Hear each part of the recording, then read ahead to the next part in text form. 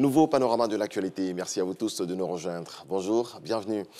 Le chef de l'État, Alassane Ouattara, a échangé avec le ministre français de l'économie et des finances, Bruno Le Maire, au cours de son entretien ce lundi avec le président sur le lancement effectif des travaux du métro d'Abidjan et d'extension de l'aéroport Félix Houphouët-Boigny d'Abidjan. Le ministre français a salué la coopération exemplaire entre la Côte d'Ivoire et la France autour de ces deux projets structurants. On fait le point avec Jérôme Kofiabola. Une présence bien au-delà d'une simple visite. Elle vient plutôt dans le sens d'une rencontre avec pour objectif de poursuivre la promotion de la coopération entre la France et la Côte d'Ivoire. Bruno Le Maire n'en dit pas le contraire. Reçu ce lundi par le président de la République, Alassane Ouattara, le ministre français de l'économie et des finances a échangé avec le locataire du palais présidentiel de la République de Côte d'Ivoire sur plusieurs projets de développement, dont ceux relatifs à la réalisation du métro d'Abidjan et au chantier d'extension de l'aéroport Félix Houphouët-Boigny de Port-Bouët. L'objet de ma visite, c'est évidemment de marquer le lancement concret de la réalisation de grands projets d'infrastructure ici à Abidjan. Le métro, auquel nous attachons avec le Premier ministre Patrick Hachi une importance toute particulière, et le projet d'extension de l'aéroport. Le métro, c'est un des plus grands projets d'infrastructure du continent. C'est un projet ambitieux.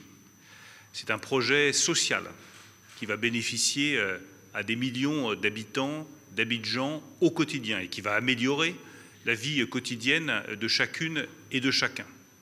Et c'est un projet qui marque le lien fraternel qui unit la Côte d'Ivoire et la France. Je sais que toutes les autorités ivoiriennes se sont beaucoup investies sur ce projet, qu'elles y ont mis leurs compétences, leur énergie, leur détermination.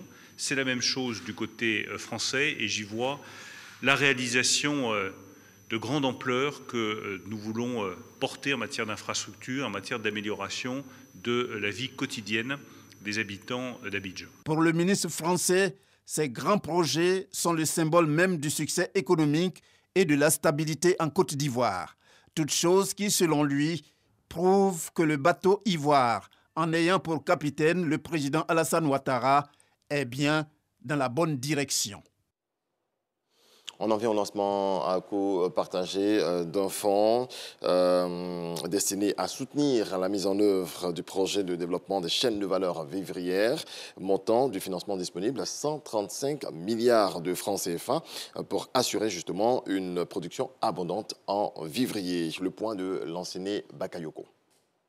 Financé par la Banque mondiale, ce projet vise notamment la promotion du développement d'une agriculture durable, compétitive, résiliente et génératrice de revenus et s'inscrit dans le cadre du Programme national d'investissement agricole de deuxième génération, PNIA 2. En mettant en œuvre ce projet, nous apportons une réponse institutionnelle aux besoins d'encadrement et de financement des acteurs de la chaîne de valeur vivrière évoluant dans les zones d'exécution de ce projet. L'enveloppe de 135 milliards servira pour l'essentiel à subventionner plus de 400 sous-projets de promoteurs individuels, de groupements ou de coopératives, structurés ou non, et plus de 150 PME agricoles opérant dans les chaînes de valeur des cultures vivrières. Avec l'urbanisation de la Côte d'Ivoire, les populations devenant nombreuses, il faut produire avec des technologies innovantes pour nourrir cette population. Les interventions porteront entre autres sur les sous-secteurs du manioc, des produits horticoles et de l'aquaculture. En dehors de cet appui financier, les opérateurs bénéficieront d'un accompagnement technique et consultatif en vue d'améliorer l'accès au marché d'écoulement pour leur production. L'une des composantes de ce projet est d'ailleurs d'accorder une priorité majeure à l'intégration des jeunes et des femmes qui bénéficieront d'un encadrement particulier dans le processus de professionnalisation de leurs activités. À travers ce projet, le gouvernement, appuyé par ses partenaires techniques et financiers, renouvelle son engagement à accompagner le développement des filières agricoles à fort potentiel et contribuer à la transformation structurelle de notre économie. Kobena Kwasi Adjumani en a profité pour remettre des engins, en l'occurrence des véhicules tout-terrain, des motos ainsi que des matériels de bureau aux coopératives. Dans le reste de l'actualité aux États-Unis, la Cour suprême a maintenu ce lundi une mesure mise en œuvre en mars 2020 par l'administration Trump au nom de la lutte contre la pandémie de Covid-19, permettant d'expulser les candidats à l'immigration et même les demandeurs d'asile potentiels. Selon les militants des droits humains et les experts, cette mesure est une violation des lois internationales.